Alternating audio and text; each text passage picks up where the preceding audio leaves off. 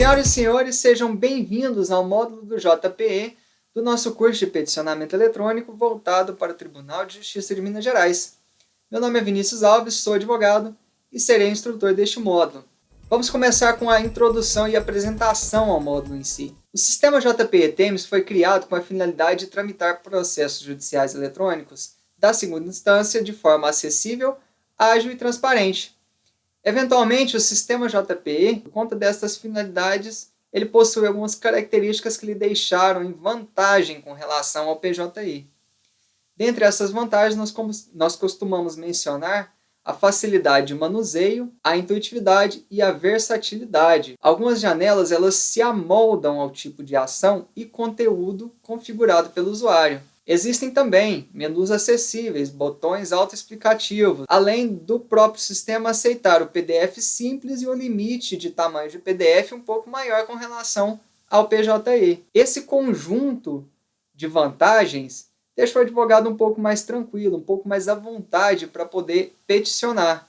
No momento que ele vai fazer a petição, então ele não tem aquela obrigação, aquela necessidade de converter o PDF em PDF-A, pois o sistema aceita o PDF normal, sem precisar da conversão PDF-A.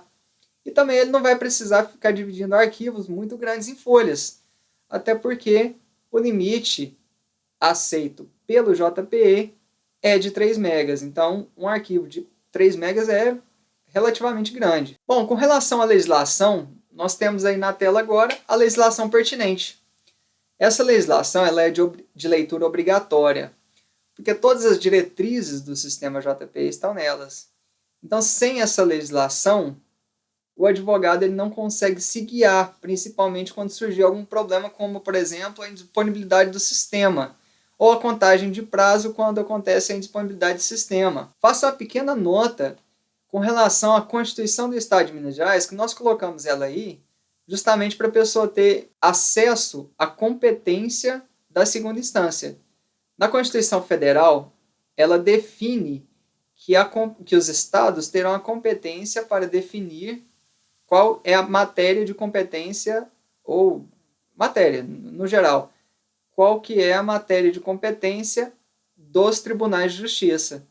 Então, lá na Constituição do Estado é onde consta a competência dos tribunais de justiça, que nesse caso é o Tribunal de Justiça de Minas Gerais. Então, lendo a Constituição, principalmente no seu artigo 106, o advogado usuário ele vai poder associar o conteúdo teórico com o conteúdo prático, para poder entender o que é a ação originária da segunda instância e o que é aquilo que vai ser recursal, que é aquilo que vai ser incidental, bem como outras possibilidades de ações. Com relação às configurações recomendadas, nós temos aquelas mesmas adotadas pelo PJI.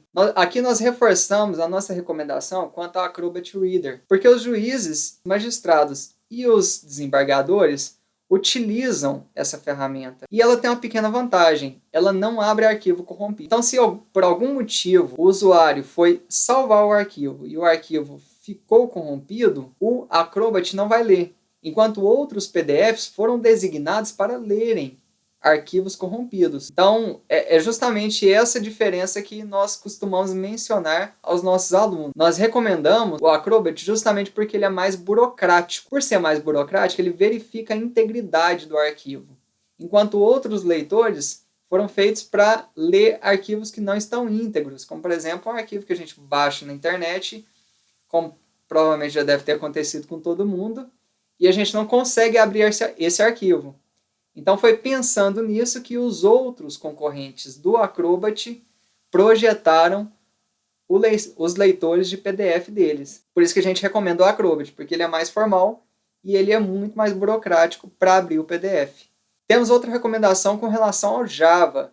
Procure atualizar Java somente quando se der problema. Caso o sistema não dê problema, procure não atualizar o Java, porque todas as atualizações do Java traz algum problema novo. Normalmente, o TJ ele não consegue acompanhar as atualizações e a constante evolução do Java. Por esse motivo, nós recomendamos permanecer com o Java atual enquanto ele continuar funcionando. E por último, recomendamos, ao invés do Qt PDF, nós recomendamos o PDF Creator. Por ser um pouco mais completo, as possibilidades do PDF Creator são melhor que o Qt PDF, porque no PDF Creator nós podemos salvar em PDF-A e utilizar ele para mandar petições para o PJE, e também conseguimos fazer a utilização de impressão de petições simples, de petições em PDF simples, para mandar para o JPE. Mas isso não significa que tem que ser simples. Nós podemos utilizar também PDF-A. Então, se o usuário configurou para sair sempre PDF-A, não tem problema algum. Pode utilizar o PDF-A também no JPE, não tem problema. Com relação a PDF-A, ou PDF, ou tamanho de limite, e também utilização, nós entraremos em detalhes posteriormente. Vamos agora partir para o acesso ao sistema JPE. O acesso ao sistema ele é feito através do próprio portal do TJMG. No portal do TJMG, nós temos logo abaixo da pesquisa processual, como vocês podem ver na tela, e também podem acessar pelo computador de vocês, nós temos logo abaixo da pesquisa processual o processo eletrônico. Nesse processo eletrônico, nós podemos escolher entre o PJE, o JPE e o ProJude. Como nós estamos manuseando o JPE, nós vamos clicar em JPE e logo em seguida clicar em Acesse o Sistema para ter acesso à tela de login e cadastro do advogado.